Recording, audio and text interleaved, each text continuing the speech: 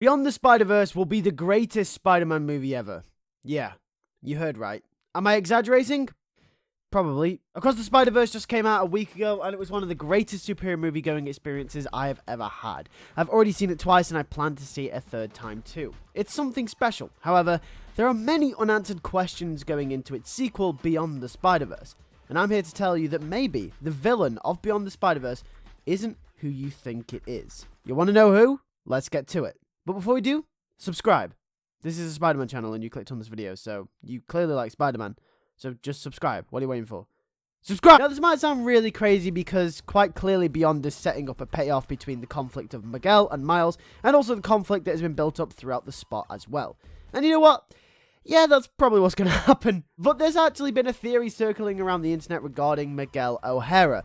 And I just want to mention that this theory is completely out of whack with what we've got already. But if they somehow manage to pull this off, and I'm going to tell you the details and how it actually kind of works, then it would be absolutely insane. But anyway, let's just get into this theory. So Miguel O'Hara, aka Spider-Man 2099, labels himself as one of the good guys, quote unquote. And one of the biggest themes throughout the film for his character is the balance between what is morally right or wrong, which is why the conflict with Miles sparks in the first place. We know Miguel committed identity theft and broke the canon, meaning that the entire universe where his family existed happily got destroyed and wiped from the entire web of life and destiny and the multiverse as we know it. Now keep this in mind. This is going to be very, very important later. Just remember the identity theft thing.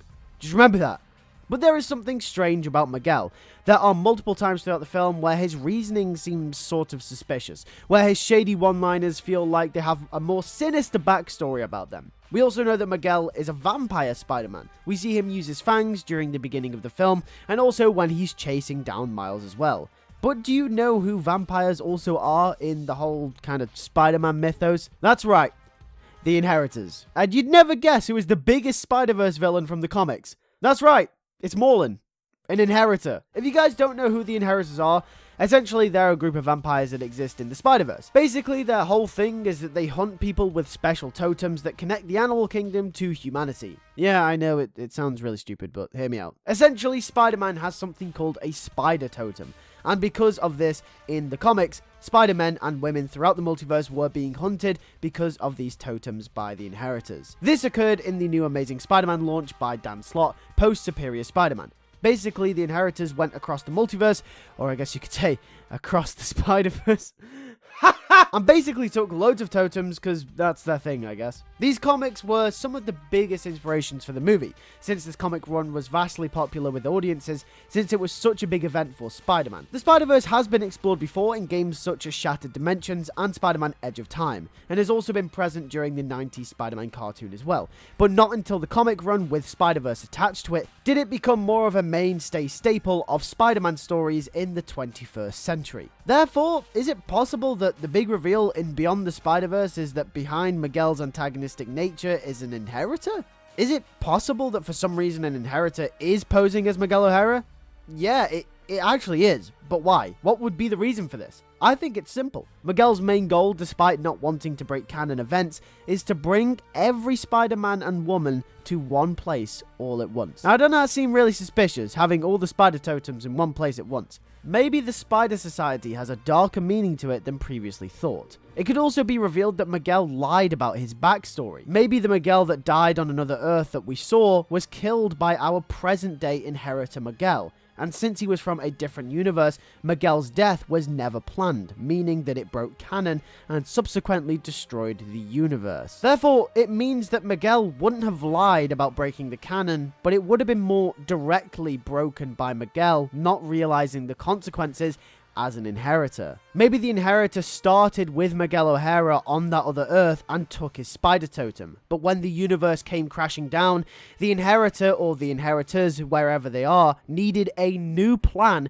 to gather all the spider totems without destroying the entire multiverse. So maybe that's why the Spider Society exists in the first place. Maybe they're gathering every single Spider-Man and woman in one place while they figure out a plan to extract all the totems. All I'm saying is that it actually works. Like, if Miguel lied about his backstory, everything just falls into place. Like, one lie, and everything falls into place. I'm just saying. And then it could also lead on to the fact that maybe Morlan was the guy pulling all the strings. Maybe Morlan's behind everything as well. It would not surprise me. It actually works.